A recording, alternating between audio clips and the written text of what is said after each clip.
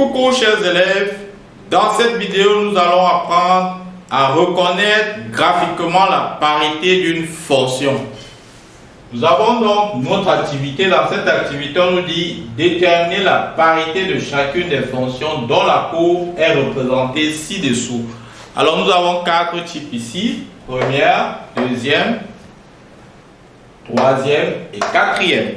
On va donc pour chacune des courbes là dire si c'est la courbe d'une fonction paire, impaire ou une fonction qui n'est ni paire ni impaire. Avant de se lancer donc à la reconnaissance, revenons d'abord sur ce que le cours nous enseigne.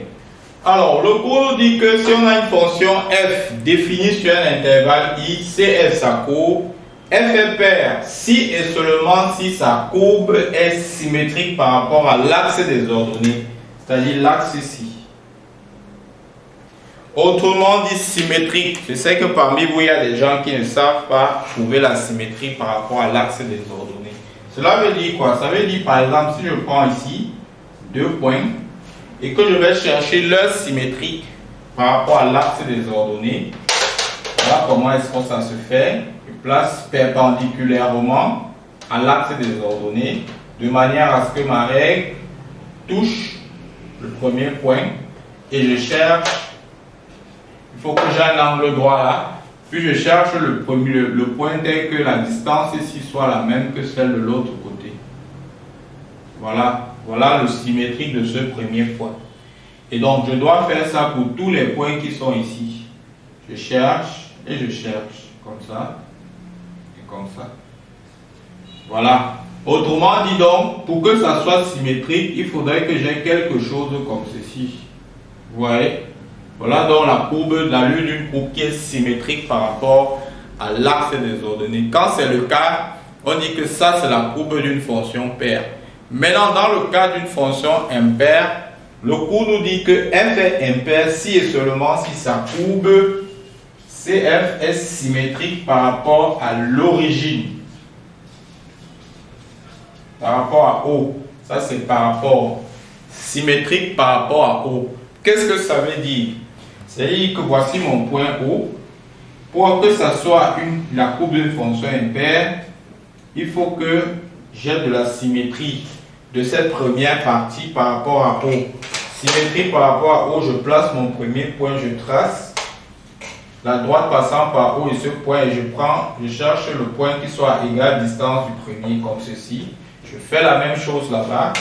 Je viens comme ça, je trace comme ça. Je cherche mon point qui soit à égale distance comme ça. Voilà, et ainsi de suite. Donc au final, j'aurai quelque chose qui va rebondir comme ceci, comme là-bas. Et là, j'aurai la courbe d'une fonction impaire. Voilà comment ça se représente. J'espère que vous avez compris ce que le cours veut sous-entendre. Sous-entendre quand il parle graphiquement de parité. Maintenant, revenons donc dans le cadre de notre activité où il est question de reconnaître la parité des fonctions dont on a les différentes courbes. Quand vous regardez celle-ci, est-ce la courbe d'une fonction qui est paire? Au regard de ce qu'on vient d'expliquer, la bonne réponse c'est non. Pourquoi? Parce que si c'est paire, voici l'axe OY, on doit avoir une symétrie. On doit avoir une symétrie par rapport à l'axe OY. Or, pour regarder si j'ai une symétrie, est-ce que quand je prends mon point qui est ici et que je fais sa symétrie par rapport à l'axe OY, son image se trouve sur la courbe? Non.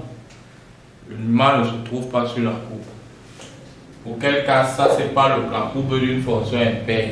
De la même manière, ce n'est pas également la courbe d'une fonction impaire. Pourquoi? Parce que son image, si je fais la symétrie par rapport à O, son image ne se trouve pas sur la courbe de la fonction.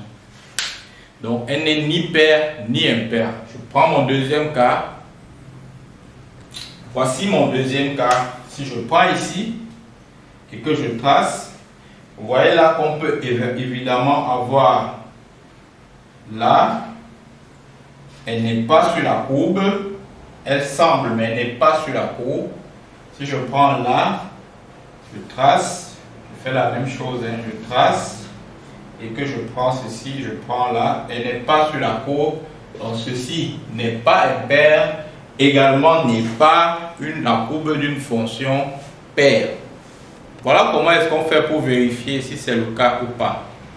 Quand je regarde mon troisième cas, c'est évident que ce n'est ni pair ni impair. Et enfin, quand je regarde mon dernier cas, nonobstant le fait qu'on peut avoir des valeurs qui soient plutôt approchées, elles ressemblent vraisemblablement à la courbe d'une fonction qui est paire. Voilà donc, chers élèves, ce que j'avais à vous montrer. Laissez-moi en commentaire des observations si vous avez compris, si elle vous a aidé ou pas. Merci de votre attention. Donnons-nous rendez-vous pour une prochaine vidéo. Bye bye.